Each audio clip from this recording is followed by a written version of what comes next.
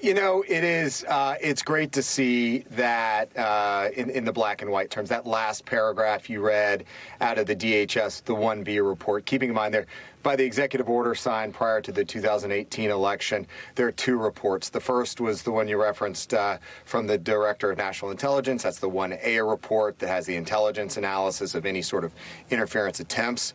That 1B report was by DOJ and the FBI and DHS and CISA, and it measured effectively any impacts on the election. And as you said, and as that report clearly states, there was no vote flipping, there was no Kraken, there was no hammer, there was no scorecard. I could go on and on. These are the things that we were saying in October, November, and December. And yet, the cacophony of voices from the right and the former president's supporters that led up ultimately to January 6th, they were flat out, that was fake news.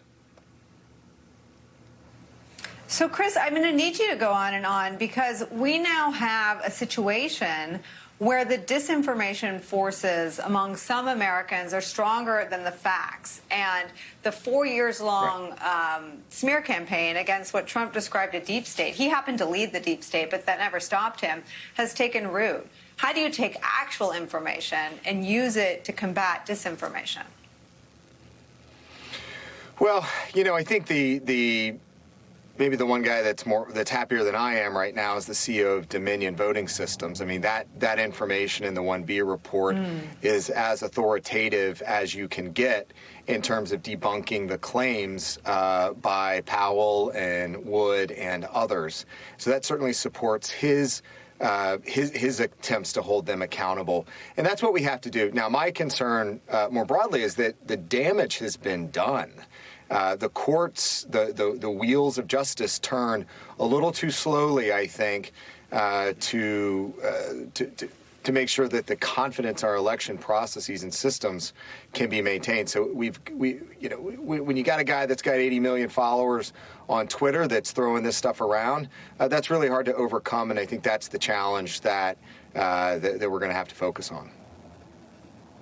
Are you speaking about all of the efforts to roll back access to voting and voter suppression efforts by Republican legislatures all across the country based on a lie that we now have further evidence in these two reports is just that, a lie? I think that's certainly part of it. I know down in Georgia, for instance, there were some early attempts in the Senate, the Georgia Senate, to introduce legislation that would remove Dominion systems from the counties. You see what's going on out in Arizona with the Senate subpoenaing the Maricopa County Election Board for access to ballots and systems, and without a real plan. And in fact, they were going to use, by all reports that I saw at least, they were going to use the same team that conducted a half-baked report up in Antrim County, Michigan. So this is just, I've said it before on the show, this is performative politics. This is the bus is being driven by the base, and the elected officials are on board with it, and they've got to be on stage, and they've got to be performing to whatever the base wants them to do. Are you concerned, Chris, by what it reveals about Ratcliffe's role as not being an honest broker? I think we all knew from the outside that he wasn't an honest broker when it came to our intelligence agencies and their intelligence products. But he wrote an op-ed describing China as the gravest threat to our elections and our democracy. The report details, the intelligence report details the nature of the Russian effort. And it's clear Christopher Wray testified publicly to it. Donald Trump came out and attacked him the next day, but he had his man at ODNI, Ratcliffe, carrying the company line. How dangerous is that in hindsight? So when I looked at the 1A report from today and the 1B report as well, there was not a lot in there that surprised me. It was all consistent with my understanding. It was consistent with the information that we released to the American people, whether it was Iranian activities, whether it was proxy efforts by Russian, agents acting on behalf of the FSB. And yes, there were Chinese broader attempts, and as they have always done, to influence our politics. One of my friends at the NSA at the time, he was the cyber coordinator, said, Russia is the hurricane and China is climate change. And so when we think about interference and influence in our democracy, Russia has these really brazen, high-impact, high-visibility efforts. Meanwhile, in the background, China's playing a much slower, quieter game that in the broader sense of things, I do think as a national security geopolitical threat that China is the number one, but Russia's right behind them. I want to read to you, Frank Figliuzzi, some of what we learned publicly as a public. And again, this was all information available to Donald Trump and Mr. Ratcliffe, ostensibly, but made available to us for the first time today. So I want to dive into some of this with you, Frank.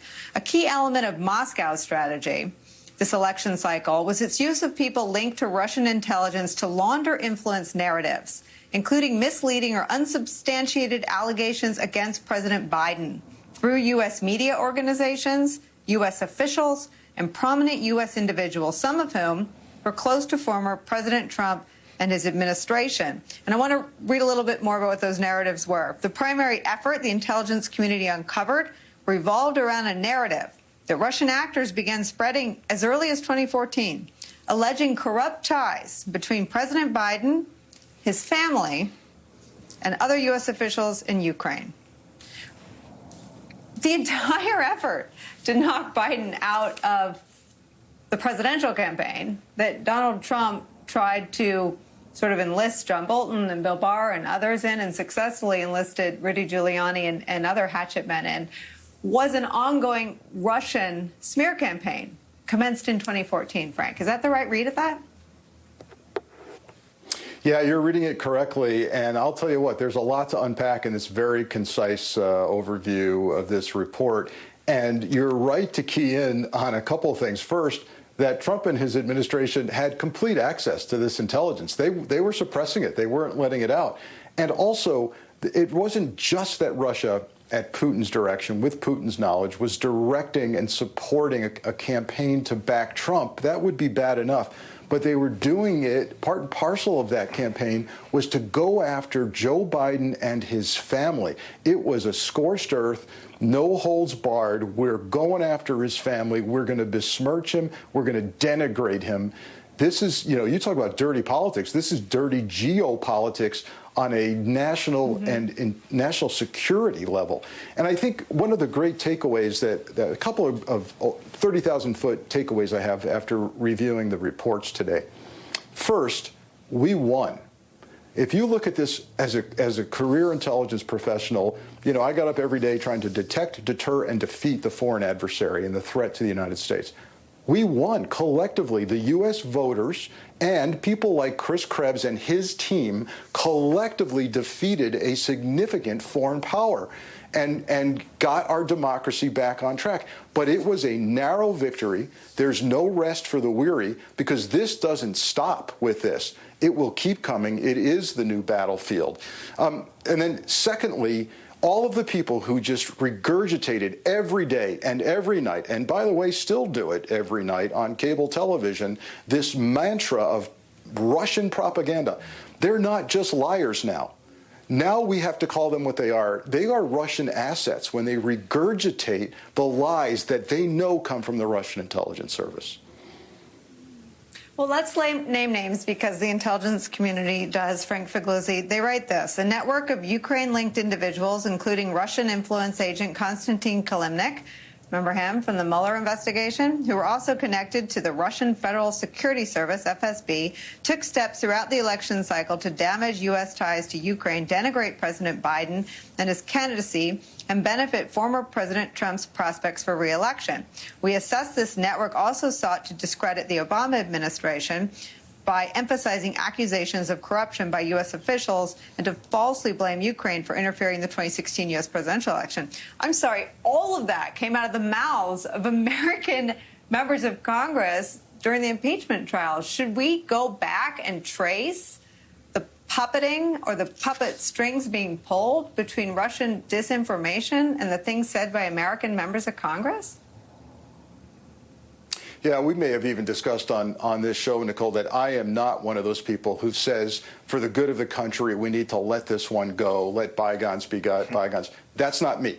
I'm about getting to the facts. I'm about exposing the truth. getting some sunshine on this so that it doesn't happen again, or at least we mitigate the risk that it will ever happen again. And here's